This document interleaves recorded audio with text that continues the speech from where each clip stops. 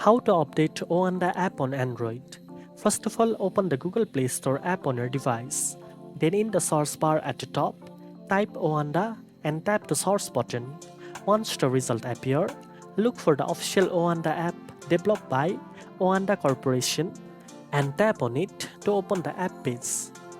If an update button is available, tap on it to start updating the app. The update will begin downloading, and depending on your internet speed, it may take a few moments to complete.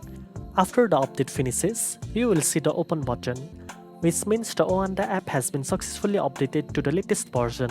You can now launch it directly from the Play Store or find the app on your home screen or app drawer. If the update button is not available, it means your app is already up to date with the latest version. Now you know how to update OANDA app on Android. If you found this video helpful, don't forget to like, share and subscribe for more trading tips. Thanks for watching, and I'll see you in the next one.